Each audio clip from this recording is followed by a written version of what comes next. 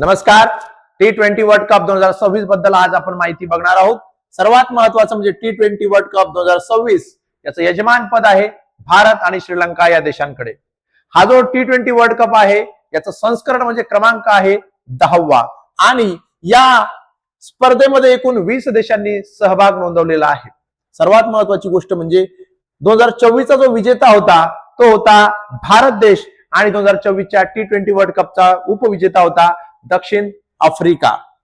या 2026 च्या T20 world cup मध्ये पहिला सामना झालेला आहे पाकिस्तान आणि नेदरलँड यांचा.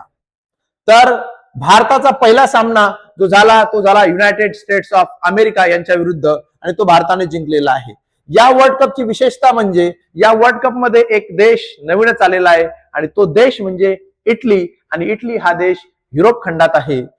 तर या वर्ल्ड कपचे आणखी एक वैशिष्ट्य म्हणजे या वर्ल्ड कप मध्ये बांगलादेश हा पात्र ठरला होता परंतु भारतामध्ये खेळायचे नाही असे कारण दाखवून या देशाने खेळण्यास नकार दिला. तेव्हा या देशाच्या जागी आयसीसीने स्कॉटलँड या देशाला सहप्रवेश दिलेला आहे. म्हणून परीक्षेमध्ये प्रश्न आला की बांगलादेशच्या जागी T20 वर्ल्ड कप 2026 मध्ये कोणत्या देशाला पात्र करण्यात आले तर उत्तर येईल स्कॉटलँड. आणि या चित्रामध्ये तुम्हाला दिसत आहे भारताचा T20 संघाचा कर्णधार ज्याचं नाव आहे सूर्यकुमार यादव.